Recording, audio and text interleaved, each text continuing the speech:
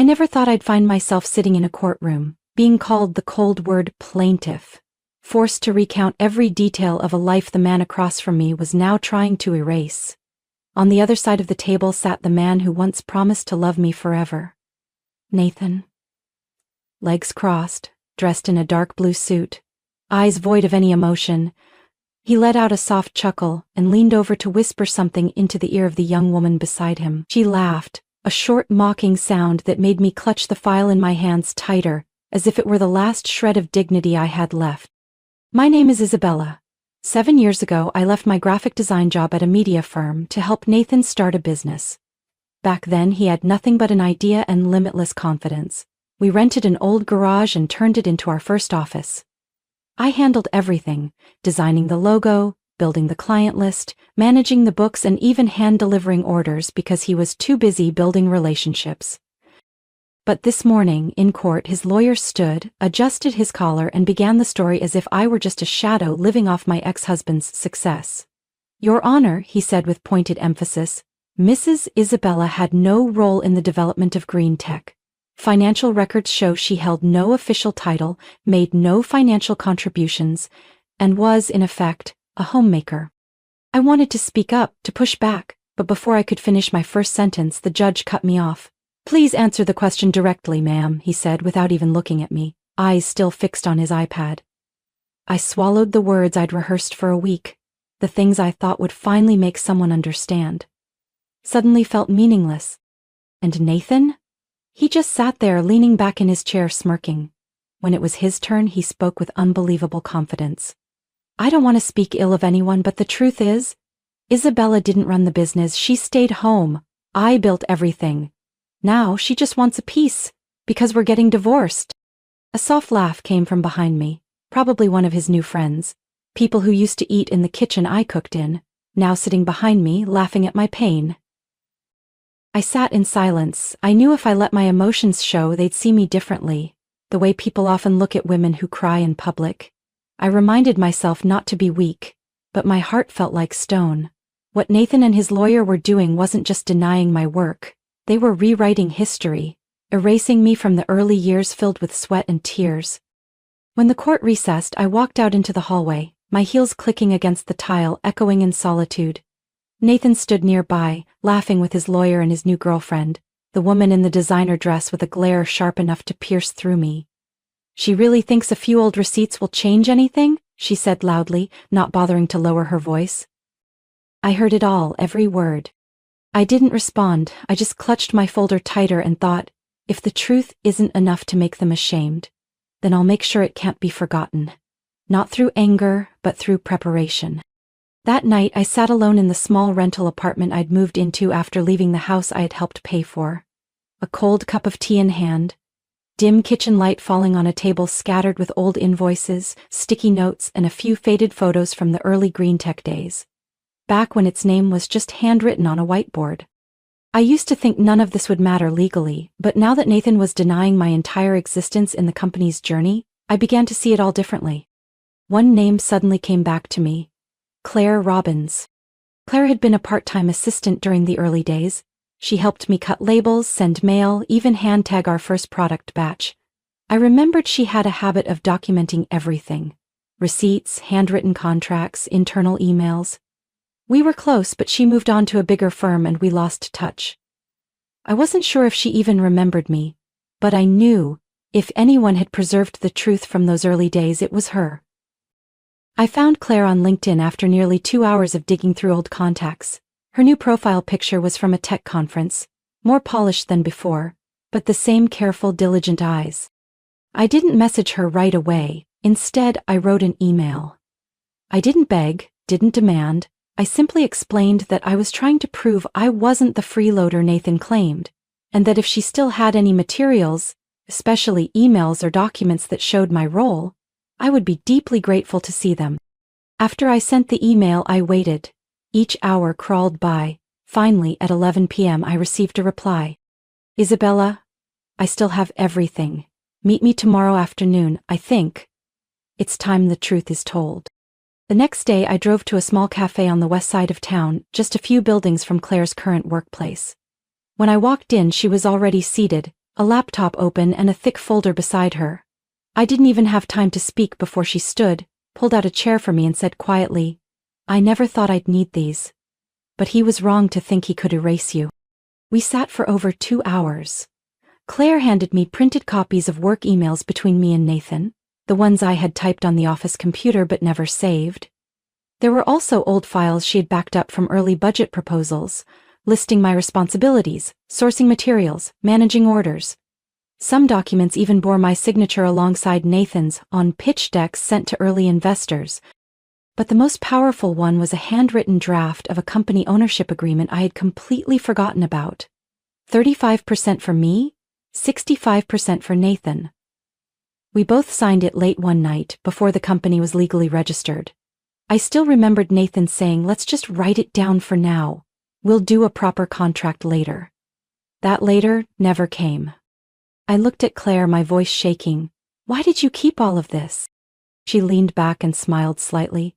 "Because I admired you, and I couldn't stand seeing you treated like you never existed." I brought everything home, scanned each document onto a separate USB and labeled the folder Living Proof.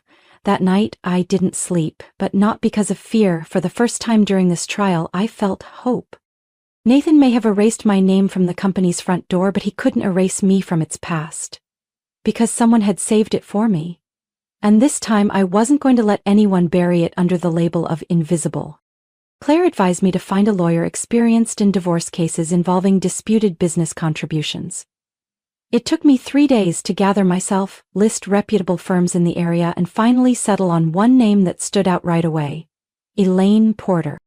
Elaine wasn't what I expected. She was a few years younger than me, had softly curled hair, thin-rimmed glasses, and a voice both calm and firm. Her office was in a red crew brick building in downtown Portland, modestly decorated yet precise in every detail.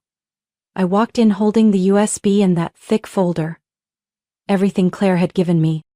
"Ms. Isabella, I've read your preliminary case summary," Elaine said as we sat down. "Before we begin, I need to ask, are you ready to go all the way with this?" I didn't hesitate.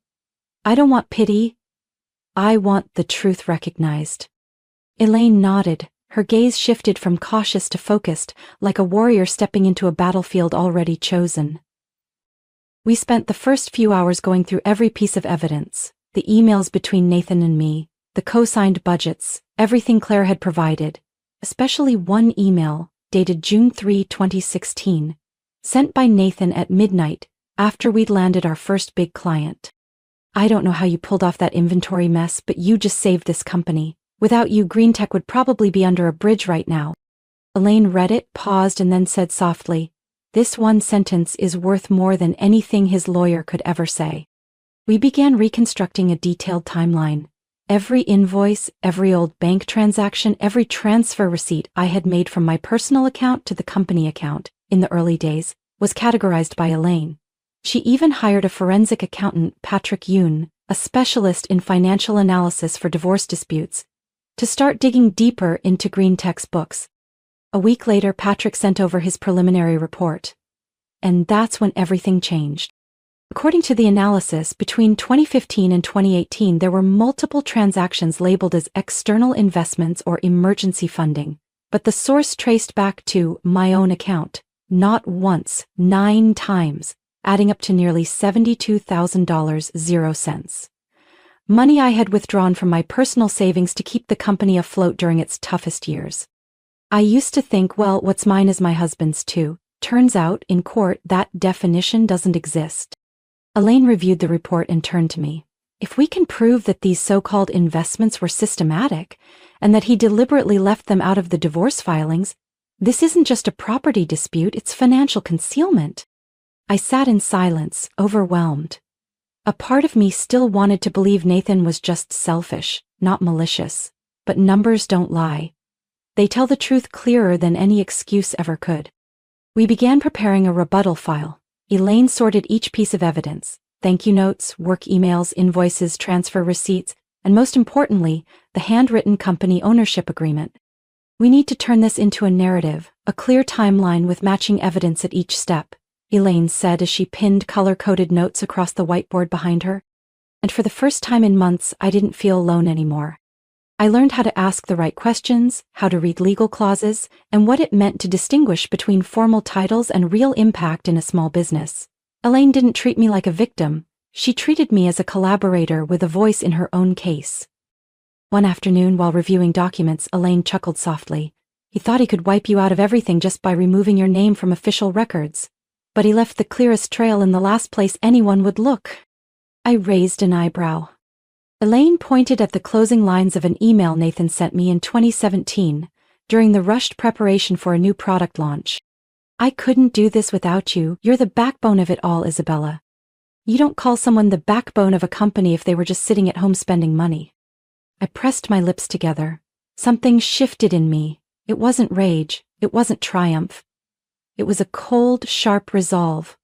I would bring the truth into the light. Not for revenge, but so I wouldn't be erased from the story I had helped write with my youth. The second hearing began on a gray Wednesday morning, but the atmosphere in the courtroom was nothing like before. I walked in with Elaine holding an organized binder, shoulders straight and eyes steady. Nathan was already there. He still looked polished, slicked back hair, dark blue suit, but there was something uneasy in his posture. And what I noticed first, his fiancée was no longer with him. The judge reviewed the file Elaine had submitted 3 days prior, containing the thank you email, account statements, the handwritten ownership draft, and Claire's signed statement. He nodded slightly, then asked the plaintiff to begin. Elaine stood, voice calm but firm. Your Honor, we're not here today to debate emotions. We're here to present a complete picture, that my client, Mrs. Isabella Reed, was not just a wife. She was an integral part of GreenTech's operations from day one. No title, but undeniable substance. She displayed the numbered exhibits, each appearing on the large courtroom screen. The email reading, I couldn't do this without you. The transfer receipts, dual-signed proposals, and the 2015 handwritten ownership note. Nathan sat frozen. When Elaine read aloud the June 2016 email where he said, I saved the company, I saw his hand gripping the side of the chair. No more smug smiles, no whispered side comments. Just a tense silence, stretched tight. Nathan's lawyer stood to object, claiming the documents lacked legal weight and could have been fabricated. But the judge didn't dismiss them outright. This court needs time to verify authenticity, he said. If these are valid, they hold considerable weight. Elaine continued. We have also contacted former employees from GreenTech's early days. Individuals who can confirm that Mrs. Reed was more than a homemaker. She coordinated orders, managed vendors, and dealt with operational issues firsthand. A man in his early 40s took the witness stand.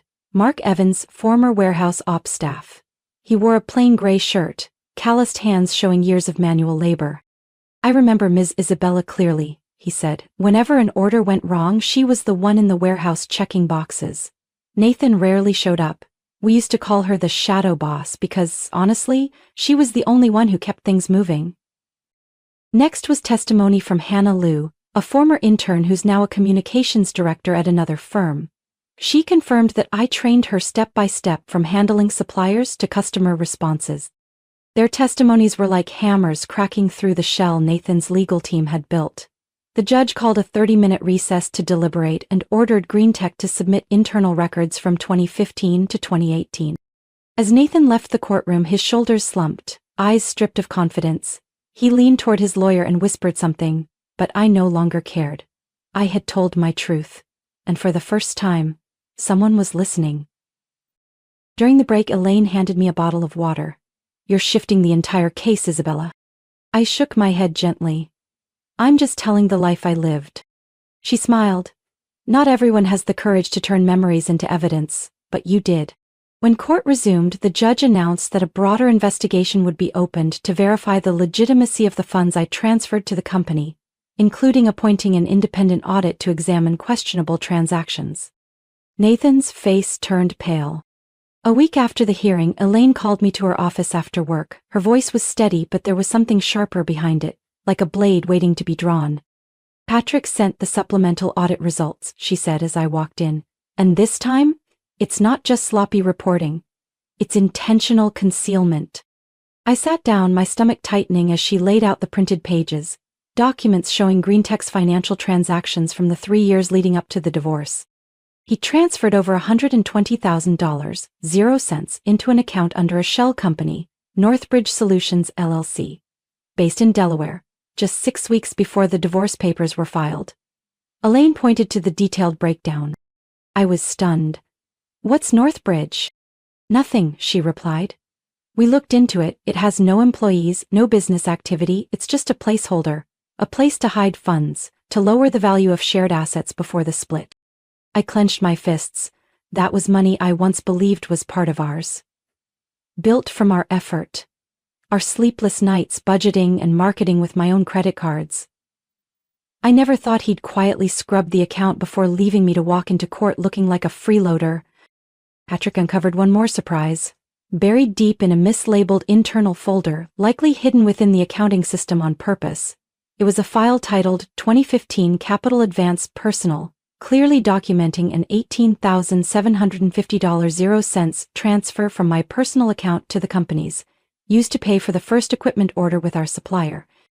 That transaction was never disclosed in any of GreenTech's financial statements during the asset division. Do you remember making this transfer? Elaine asked. I nodded slowly. He said there was an issue with his bank. I pulled money from my savings so he could sign the contract early, and then I didn't think about it again. Elaine crossed her arms, her expression tightening. But he thought about it. And he recorded it. He just never shared it with anyone. That same afternoon, Elaine filed a motion to expand the financial investigation, attaching the newly collected evidence. The judge accepted the motion, and for the first time I saw him look at me with thoughtful eyes instead of detached indifference. He ordered Nathan's team to submit all financial records dating back to 2015, including correspondence with his personal financial advisors, within 7 days. At the next hearing, I was no longer the one being questioned, I was the one awaiting answers. Nathan arrived late, looking exhausted, his tie loose, dark circles under his eyes. His lawyers scrambled to organize papers as Elaine began presenting the new findings to the court. Your Honor, she began, we are not only outlining the concrete contributions my client made in building this company, but we are also presenting evidence that the defendant intentionally concealed marital assets by moving funds into an offshore account disguised as a shell company. The opposing side objected, but the judge ignored them and addressed Nathan directly. Mr. Dalton, he said, voice sharp, why was there a transfer from the company's account to Northbridge Solutions just 6 weeks before the divorce filing? Nathan stammered, I was advised that it was a reasonable way to manage cash flow. And the funds Mrs. Isabella transferred to the company in 2015. Did you acknowledge those? I don't quite remember. Elaine stepped forward and placed a thick document binder on the judge's bench. Then what is this? An internal company file clearly listing the transaction amount and sender as Isabella Reed. No further objections, just a long, heavy silence. The judge leaned back in his chair and set down his pen. The court will consider placing a temporary hold on Mr. Dalton's assets until the financial investigation is complete. Nathan lowered his head to the table, and for the first time in months, I exhaled, fully. News of our case spread faster than I expected. A local business publication ran a feature on the divorce lawsuit, referring to compelling evidence that shifted the entire course of a startup separation case. It didn't mention me by name, but anyone who knew GreenTech in its early days understood who the unofficial co-founder was. 3 days after the hearing, Elaine received a call from Nathan's attorney. They requested a private meeting, off the record. We agreed.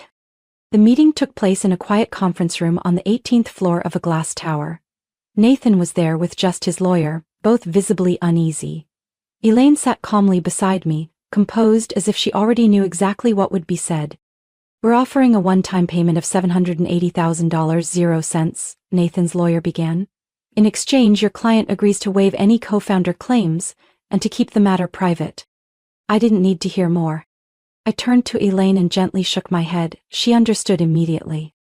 No, she said firmly.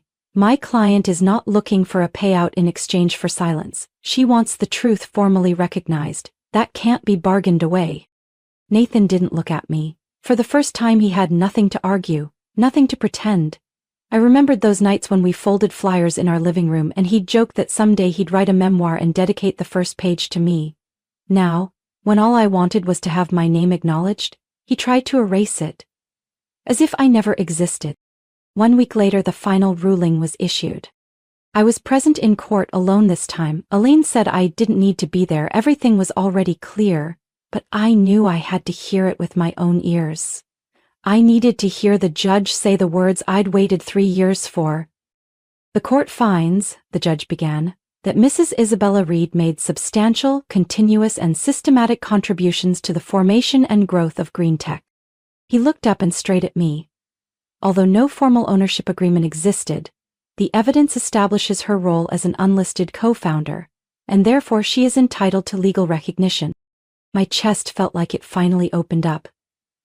Not from victory, but from finally no longer being a shadow in the story I helped write.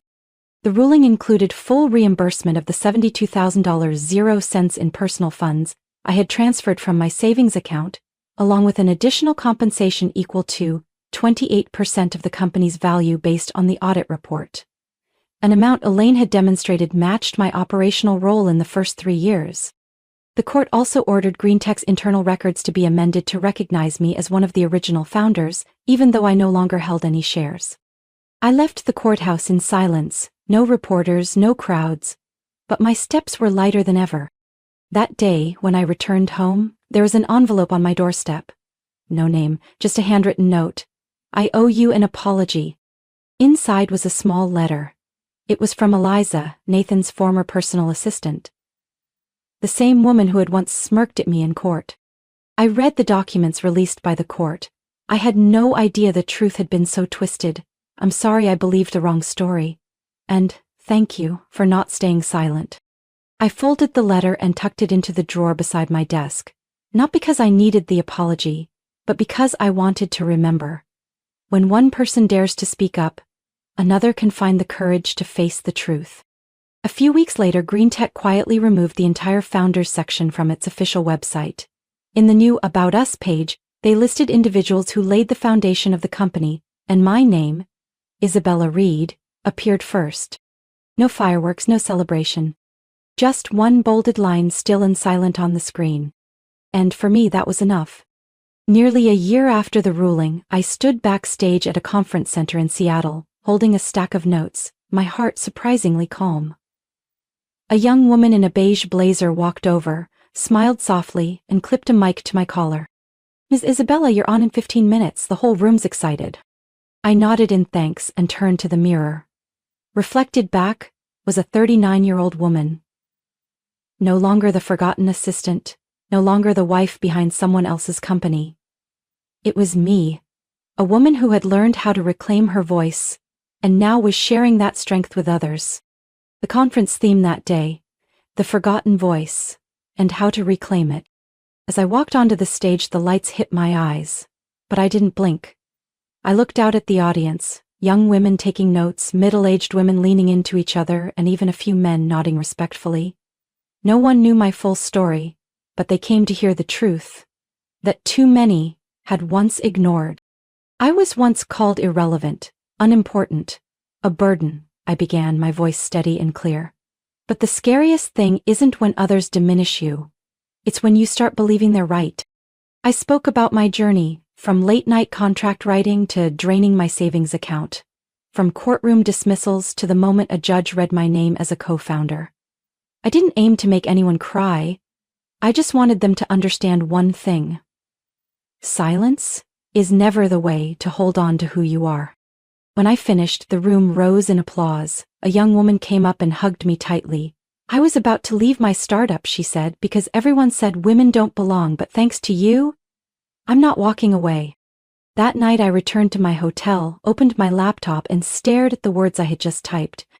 Read and Rise Consulting, because your voice builds foundations. I hadn't decided to start a company just yet, but I knew this time the dream wouldn't be borrowed and my name would be the first one signed. 3 months later, I officially launched Read and Rise Consulting, a small but ambitious firm dedicated to helping women navigate startups, financial disputes, and the kinds of legal situations they once feared facing alone. My first client was a single mom named Danielle, whose ex-boyfriend had taken full control of the profits from the cafe they opened together.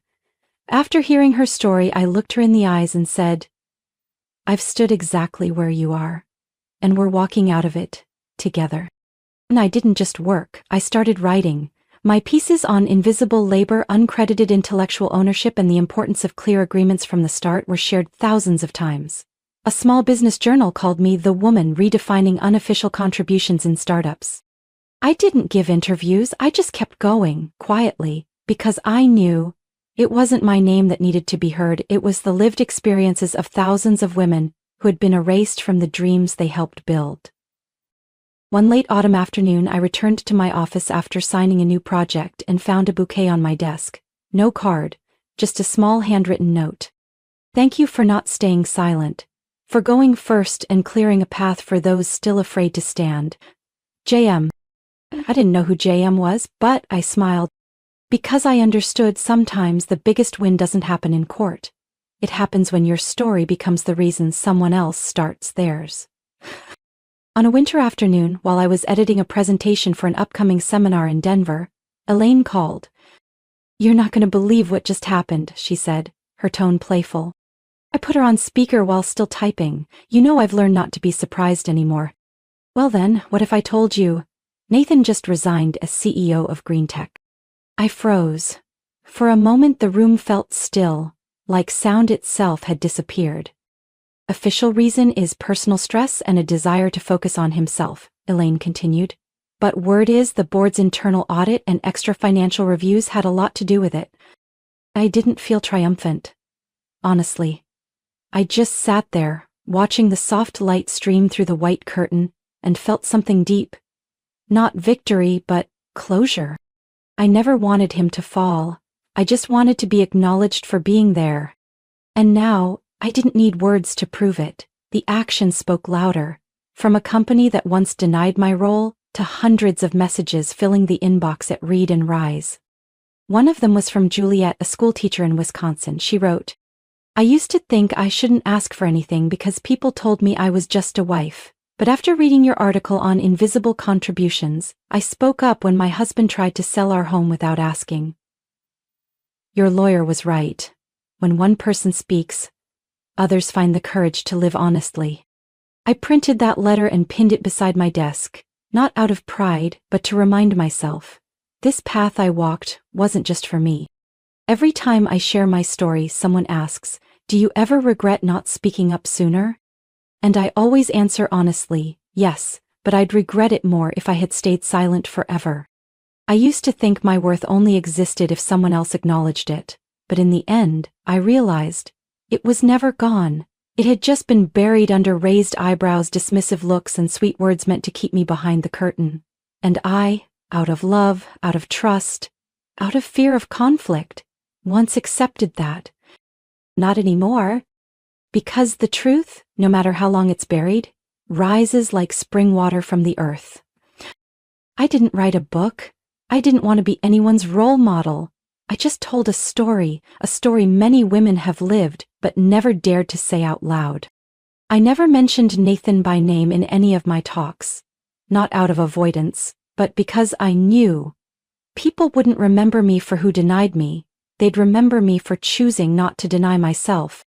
Near the end of the year, I returned to the old house in North Portland, the one Nathan and I lived in during our early years. The new owners had remodeled most of it, but the white fence was still there. I stood at the gate for a long time. I didn't knock. I just looked. I used to think that place was my ending. Now I understand, it was just a pause. On the drive home, I rolled down the window. The wind was cold but calming. I smiled. No more bitterness, just release.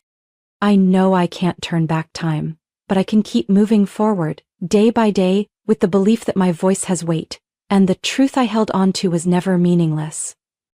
Some wounds never heal the way people expect, but some scars, when acknowledged, become badges. And I carry mine not to show off but to remind myself. I walked out of the shadows, not with hatred, but with the light I made for myself.